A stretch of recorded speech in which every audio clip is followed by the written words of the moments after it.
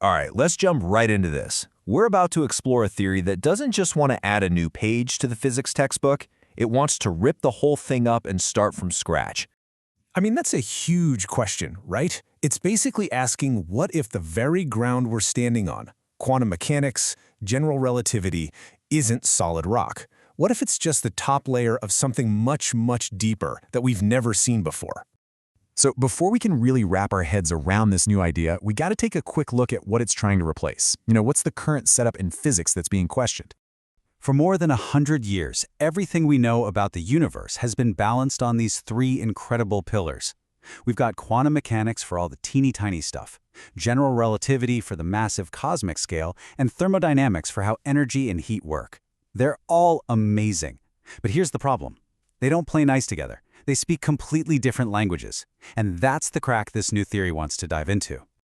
And boom, that brings us to the theory of entropicity, or ToE for short. It's the brainchild of John Onimisi Obidi, and it doesn't just say there's a crack, it says there's a whole new foundation underneath everything that we've been missing this whole time. So, let's get to the absolute heart of it. This is the big, central idea. It takes a concept we all kind of think we know, entropy, and puts it on the throne, makes it the king of, well, everything. I mean, just let that sink in for a second. We're always told entropy is like the universe running out of steam. It's things falling apart, right? Disorder. But this theory just completely flips that script. It claims entropy isn't the result of reality happening. Entropy is the thing that's making reality happen in the first place. So in this new picture, forget about tiny particles or different forces being the ultimate building blocks. According to ToE, everything you see, everything that exists, just bubbles up from the behavior of one single underlying thing, a universal field they call the entropic field. Okay, so if we just accept for a minute that entropy is the boss, what does that do to everything else we thought we knew? Well, it means we have to basically reimagine some of the most fundamental concepts in all of physics. All right, check this out. On the left, you've got the old school view. Entropy is just a number, a way to measure how messy things are. But on the right, in the theory of entropicity, it's not a measurement, it's a thing, a real physical dynamic field that is actively shaping the cosmos. It's the source code of reality itself. So the first big domino to fall is space-time. We usually think of space-time as this giant, invisible stage where all the action of the universe plays out. But this theory says, nope, the stage itself is being built in real time by the main character, the entropic field. And this is where it gets really mind-bending. The things we experience as fundamental are just different ways we feel this single field.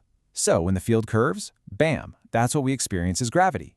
As a field is constantly shifting and unfolding, well, that's our perception of time passing. And when little pockets of this field calm down and lock into a stable pattern, that's the solid, predictable world we see around us. So what about actual stuff? You, me, this planet. In this view, a particle isn't some tiny billiard ball. It's more like a really stable knot in the fabric of this field. Imagine a whirlpool in a river that just keeps on spinning in the same spot. It has an identity, it persists, but it's still just made of the river itself. And forces? They're not these weird, invisible messengers flying between particles anymore. It's way simpler. It's just the entropic field naturally trying to even itself out. Gravity isn't some mysterious thing pulling you down. It's just the field trying to smooth out its own wrinkles. It's all just entropic dynamics.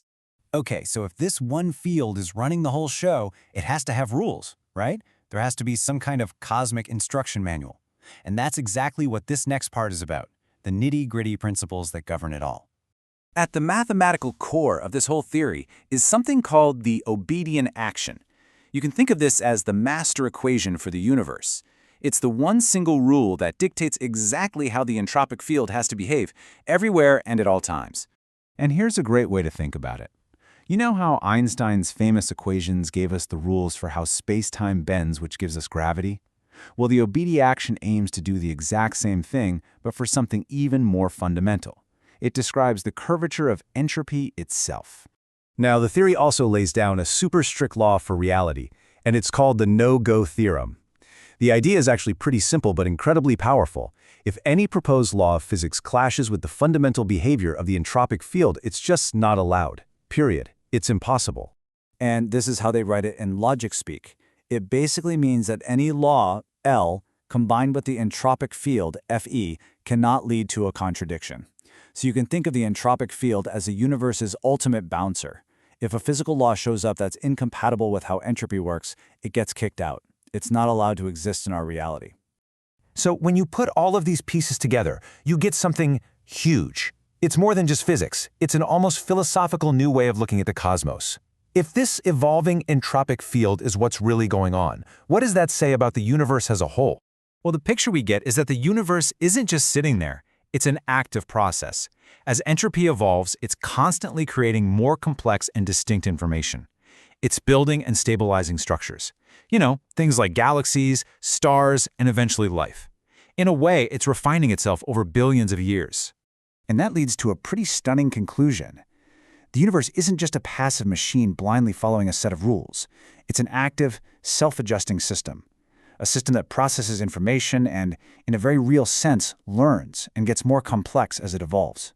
So why does all this matter? Why should we care? Because if this theory is even close to being right, it could finally give us the holy grail of physics, a unified foundation that connects the weirdness of the quantum world with the grand scale of general relativity. It completely reframes our most basic ideas and gives us a whole new way to think about what reality actually is. So in the end, this is way more than just another set of equations. It's a fundamental shift in perspective. It's like putting on a new pair of glasses and seeing a universe that's more interconnected, more dynamic, and maybe even more alive than we ever imagined. And that brings us back full circle to one last big question. We have always been taught to see entropy as the end, the inevitable decay of the universe into disorder and heat death.